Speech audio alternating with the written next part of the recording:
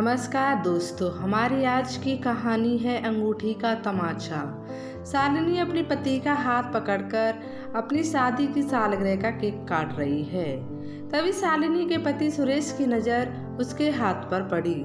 कहता है, शालिनी, तुम्हारी अंगूठी कहाँ गई जो मैंने तुम्हें अभी सालगिरह पर उपहार में दी थी। शालिनी अपने हाथ में लिए हुए केक को वापस से रख देती है और अपनी अंगूठी को चेक करती है। उसके चेहरे की हवाइयाँ उड़ गई हैं कि वो सोने की अंगूठी गई तो कहाँ गई। वहाँ आसपास खड़े हुए लोग भी पूछते हैं, क्या हुआ शालिनी, कोई बात है क्या? तुम कुछ ढूंढ रही हो? हाँ, मेरी सोने की अंगूठी पता नहीं कहाँ गिर गई। अभी कुछ समय पहले ही तो मेरे पति ने मुझे पहनाई थी। इसका डिब्बा तो उधर ही टेबल पर रखा हुआ है, लेकिन अंगूठी नजर नहीं आ रही है। शालिनी ने आप देखा ना ताप, सीधा अपनी सास जानकी देवी अपनी ही उम्र के लोगों के साथ कुर्सी पर बैठी हुई खाना खा रही हैं। शालिनी उनके पास पहुंचकर कहती है, माँ जी, जरा उठिए, मुझे आपसे कुछ बात करनी है। क्या बात है बेटा, सब ठीक तो है ना? माँ जी, मेरी सोने की अंगूठी खो गई है। आप अपना पर्स दिखाइए, मुझे आपके पर्स की तलाशी लेनी है। अपनी बहू शालिनी के मुंह से ऐसी बात सुनकर आसपास बैठे हुए सभी लोग उनको देखने लगे। शालिनी बहू ऐसा क्यों कह रही है? जानकी जी भी अपनी चारों तरफ बैठे हुए लोगों को देख रही हैं कि उनकी बहू ने अभी अभी जो कहा है उसे वो लोग क्या सोच रहे होंगे। क्या मैं अपनी बहू की अंगूठी चुराऊंगी? जानकी जी कहती हैं, बेटा, कैसी बातें कर रही हो?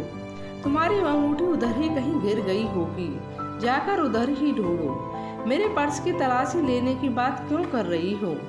माँ जी, जब से आप गांव से आई हो तब से मैं देख रही हूँ कि आप मेरी अंगूठी पर नज़र रख रही हो। कहीं मेरा फ़ोन उठाकर देख रही हो तो कहीं मेरी घड़ी उठाकर देख रही हो। और तो और, जब से तुम्हारा बेटा ने मुझे अंगूठी देने की बात की है तब से मुझे सब समझ आ रहा है कि आपके मन में क्या चल रहा है। बेटा, तुम गलत सोच रही हो। बेटे ने तुम्हें अंगूठी दी है तो मैं इस बात से बहुत खुश हूँ। शालिनी अपनी सास की एक भी बात नहीं सुनती है। उनके हाथ से पर्स को छीनकर पर्स का सारा सामान निकालकर जल्दी जल्दी दूसरी टेबल पर फैलाने लगी है। जानकी जी के हाथ से खाने की थाली छटक कर जमीन पर गिर गई। बहू ने पूरे पर्स की तलाशी ले ली, सारा सामान बिखेर दिया। जानकी जी के पास में तो अंगूठी थी ही नहीं, तो कहाँ से मिलने वाली थी। लेकिन बहू ने सबके सामने उनकी ऐसी बेइज्जती की कि जिसकी वजह से कुर्सी पर ही बैठी रह गई। जानकी देवी की आंखों में आंसू आ गए। वो जरूर कुर्सी पर बैठी हुई हैं। जानकी जी के पति राम प्रसाद जी उधर पास में ही खाना खा रहे थे। तभी वो कुर्सी पर बैठी हुई अपनी पत्नी को देखते हैं। चेहरे से उन्हें लग रहा है कि जानकी जी कुछ उदास लग रही हैं। वो अपने खाने की प्लेट को जानकी जी के पास लाकर एक और कुर्सी खींचकर बैठ गई। पास आकर देखा तो जानकी जी की आंखों में आंसू हैं। क्या हुआ जानकी, तुमने खाना नहीं खाया? खाना बहुत ही तीखा था, क्या इस वजह से आंखों में आंसू आ गए? मैं तुम्हारे लिए अभी पानी लेकर आया। और पानी पीने के बाद भी जानकी कुछ नहीं बोली। अब तो राम प्रसाद जी को समझ में आ गया कि कोई ना कोई बात है। अरे जानकी, कुछ तो बोलो, ऐसे पत्थर की मूर्ति बनी क्यों बैठी हो? क्या हुआ है जानकी? जानकी जी के मुंह से बड़ी मुश्किल से शब्द फूटते हैं कि क्या मैं चोर हूँ? मेरी बहू ने मुझे चोर बोल दिया है। सबके सामने मेरे पर्स की तलाशी ले ली। मैं चोर हूँ? बहू ने कैसे सोच लिया कि मैं चोर ही करूँगी? मैं चोर नहीं हूँ। जानकी जी बड़बड़ाए जा रही हैं। इतना कहकर जानकी जी फपक पकक कर रोने लगी। अरे जानकी, तुम कैसी बहकी बहकी बातें कर रही हो? कौन कह रहा है तुम चोर हो? और तुम चोरी क्यों करोगी? तभी आसपास सभी लोगों को भी शालिनी की अंगूठी खोने का पता चल गया। उन्हीं में से एक आदमी कहता है, अरे राम प्रसाद जी, आपकी बहू की अंगूठी खो गई है, वही ढूंढ रही है, साथ में बेटा भी ढूंढ रहा है। एक और पास में बैठी हुई वृद्ध महिला कहती है, बताओ, बहू को पहले अपनी अंगूठी अपने आसपास ही ढूंढनी चाहिए थी। सीधा अपने सास की तलाशी ले ली, वो भी सभी लोगों के सामने। तो बेचारी तब से गुमसुम बैठी हैं, ना तो कुछ खा रही हैं, ना ही किसी से बोल रही हैं। राम प्रसाद जी जब सब बातें सुनते हैं उन्हें बहुत गुस्सा आता है कि बहू ने बिना सोचे समझे अपनी सास पर इतना बड़ा इल्जाम कैसे लगा दिया। पास की ही टेबल पर राम प्रसाद जी की नज़र पड़ती है तो उनकी पत्नी का पर्स रखा हुआ है। पर्स का सारा सामान टेबल पर फैला हुआ है और उसका सारा सामान समेटकर अंदर रख देते हैं। थोड़ी देर में बेटा भी अपनी माँ के पास आया और कहता है, माँ बता दो, अगर आपने अंगूठी देखी है। सीधा सीधा तो माँ के ऊपर इल्जाम लगाने की उसकी हिम्मत नहीं हो रही थी, इसलिए वो गोल गोल घुमाकर अपनी माँ से पूछ रहा था कि माँ आपने अंगूठी को देखा हो तो बता दो।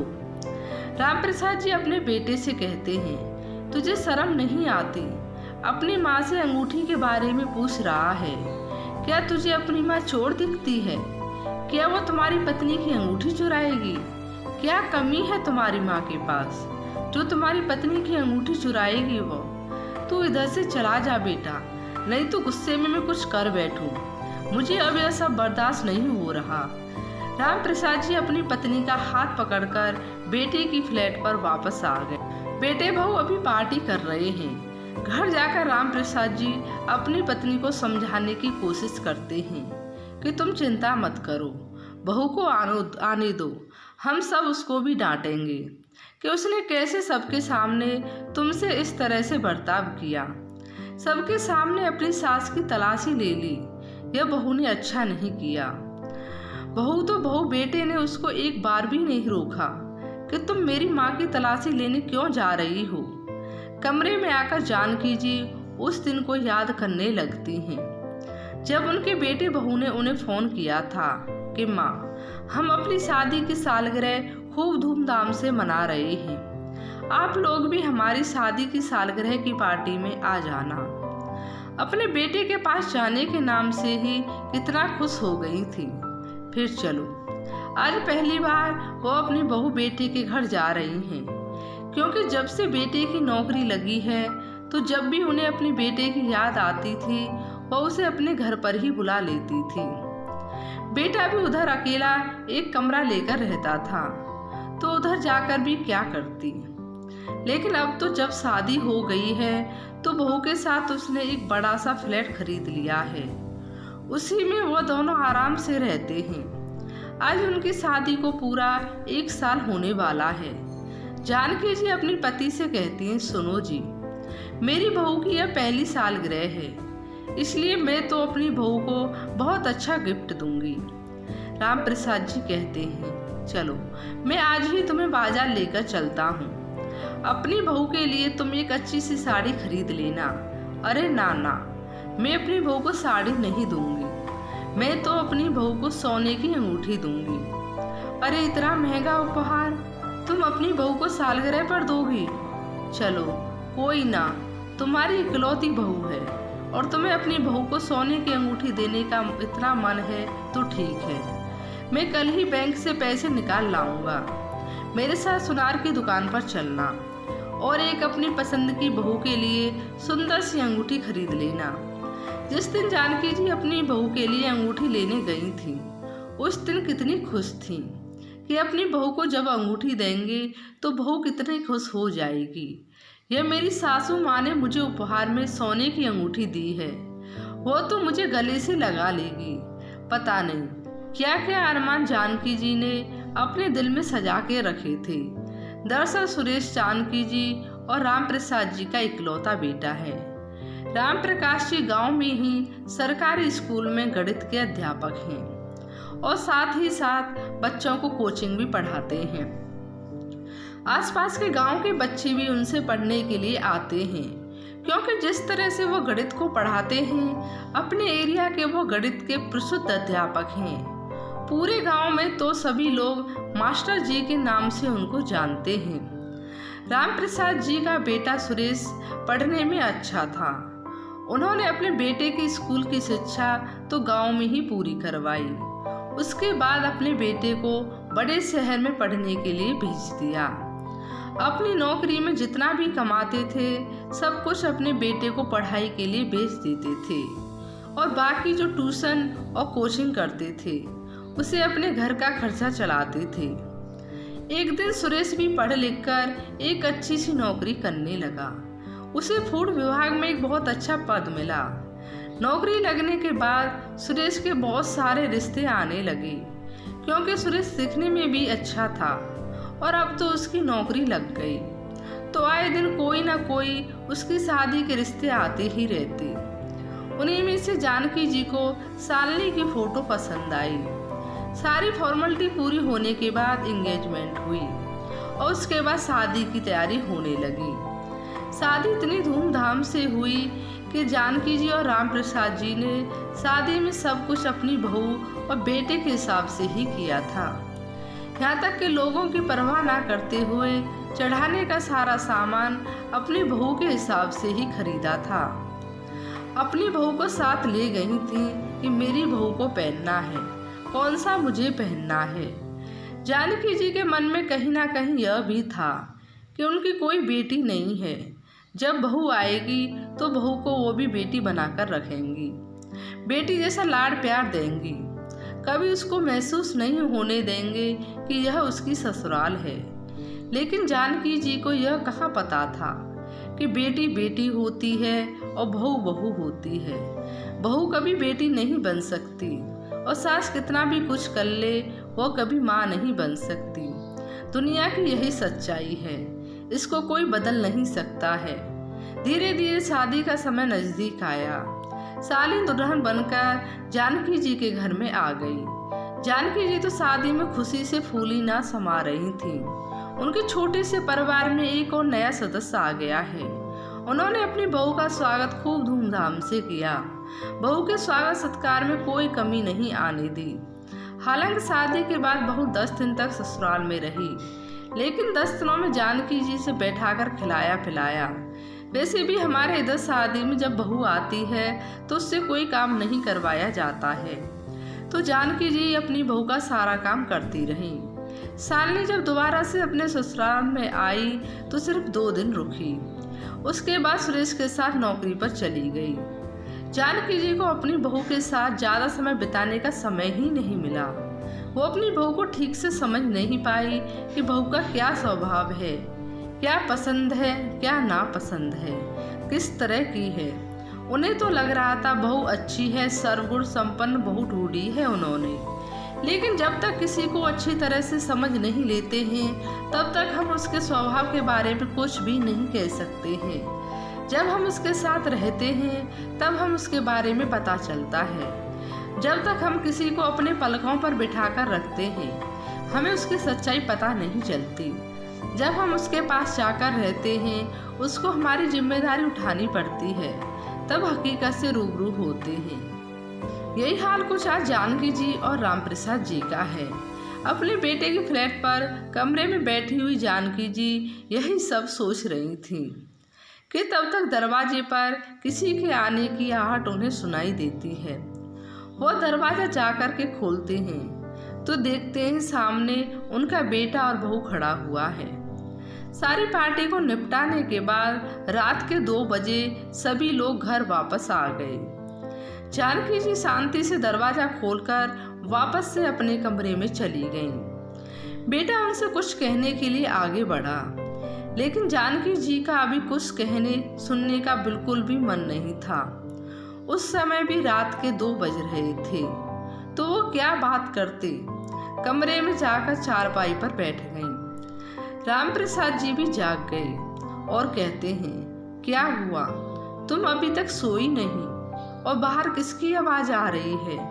कुछ नहीं, बहू बेटे पार्टी कर कर आ रहे हैं। तभी जानकी जी को याद आता है, अरे हाँ, हम बहू के लिए वो सोने की अंगूठी बनवा कर लाए थे, वो तो हम उसको दे ही नहीं पाए। बेटे ने उसको अपनी अंगूठी पहना दी थी।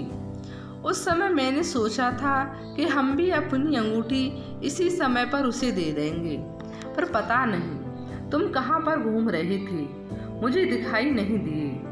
अंगूठी तो तुम्हारी सादरी की जेब में थी। फिर मैं आकर खाना खाने के लिए बैठ गई और उसके बाद यह सब हो गया। आखिर में माँ का मन माँ का ही होता है।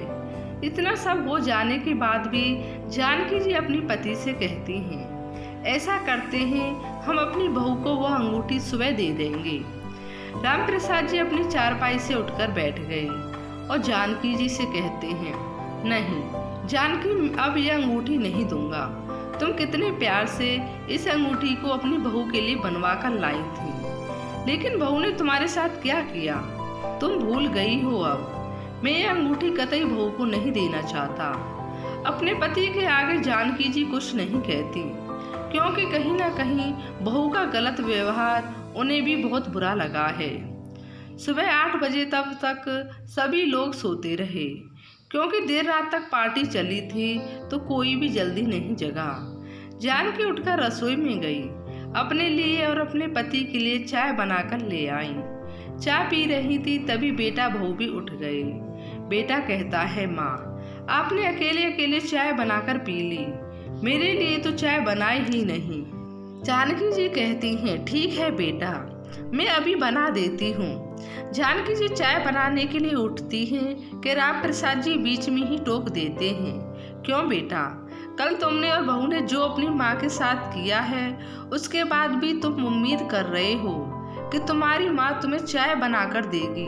सुरेश शक पकाते हुए अपनी माँ से कहता है, माँ वो अंगूठी ना शालिनी के पर्स में ही निकलकर गिर गई थी।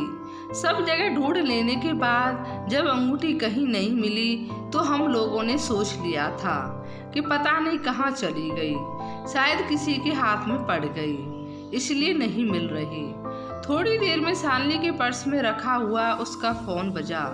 फोन उठाने के लिए मैं पर्स के पास गया तो देखा पर्स में उसकी अंगूठी पड़ी हुई है।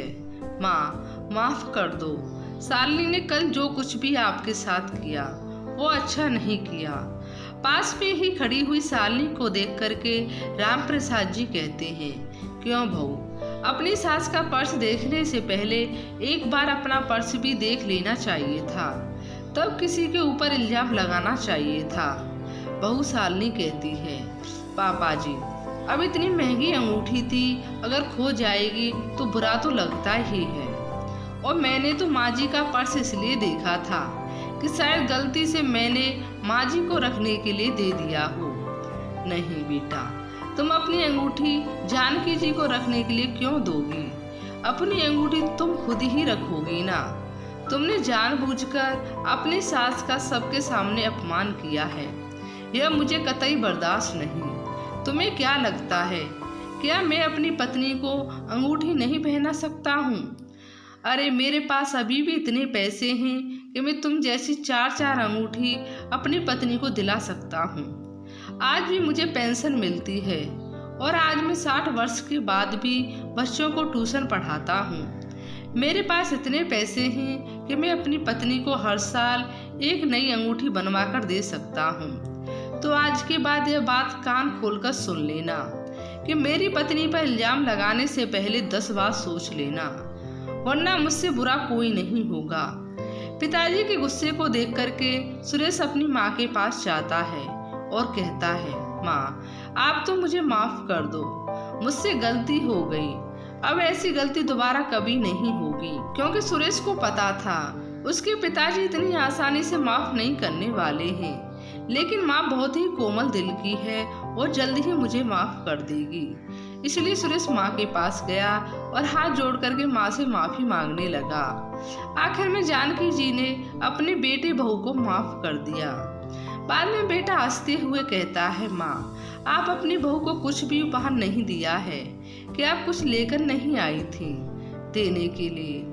राम प्रसाद जी कहते हैं, बेटा लेकर तो आए थे पर अब देने का मन नहीं है, अब वो मैं तुम्हारी माँ को दे दिया है। वैसे तो तुम्हारी माँ उन चीज़ों का शौक नहीं रखती, लेकिन अब मैं चाहता हूँ कि वो भी उन चीज़ों को पहने जिससे लोग कम से कम यह तो ना कहें कि तुम्हारे पास वो चीज़ नहीं है। ऐसा आप हमारे लिए क्या लाए थे, जरा हमें भी तो बताइए पिताजी। पास में खड़ी हुई शालिनी ने अपने ससुर जी से कहा। राम प्रसाद जी अपनी बहू से कुछ नहीं कहते हैं, चुपचाप से अपने कमरे में चले गए। 2 दिन बाद राम प्रसाद जी और जानकी जी अपने गांव के लिए जाने वाले हैं। जानकी जी ने अपने हाथ में वही सोने की अंगूठी पहनी है जो वो अपनी बहू को देने के लिए लाई थी। बहुत ही सुंदर अंगूठी थी। जब वो जाने लगी तो शालिनी अपनी सासू माँ के पैर छूने के लिए आई और जैसे उसने अपनी सासू माँ के हाथ में इतनी सुंदर नई डिजाइन की सोने की अंगूठी देखी तो देखती रह गई और बोली, माँ जी यह अंगूठी तो बहुत सुंदर है और जो आपका बेटा मेरे लिए लाया था उससे 10 गुना सुंदर है। यह अंगूठी आपने कब खरीदी? पास में खड़ा हुआ बेटा भी माँ की अंगूठी की तारीफ करता है। जानकी जी कुछ नहीं कह पाती। राम प्रसाद जी कहते हैं, बेटा वैसे तो यह अंगूठी मैं किसी और के लिए लाया था, लेकिन अब यह मेरी पत्नी का है। बहू बेटे समझ गए कि पिताजी क्या कहना चाहते हैं, लेकिन अब क्या कर सकते हैं। उन्होंने अपनी सासू माँ के साथ जो व्यवहार किया है तो अंगूठी को मांग भी नहीं सकते हैं। शालिनी इतनी सुंदर अंगूठी को देखकर अपने हाथ मलती रह गई। शालिनी को उस अंगूठी को लेने का मन तो बहुत ललचा रहा है, लेकिन उसने अपनी सास के साथ जो व्यवहार किया है तो उसकी हिम्मत ही नहीं रही केवल उनसे उनके अंगूठी के बारे में कुछ कहे। अब पछताए होत क्या जब चिड़िया चुग गई खेत। शालिनी और सुरेश एक दूसरे की तरफ बस देखते ही रह गए। दोस्तों, आपको इस कहानी के बारे में क्या कहना है? राम प्रसाद जी ने सही किया या गलत? लाइक और कमेंट करके जरूर बताएं और चैनल को सब्सक्राइब करना बिल्कुल भी ना भूलें। धन्यवाद।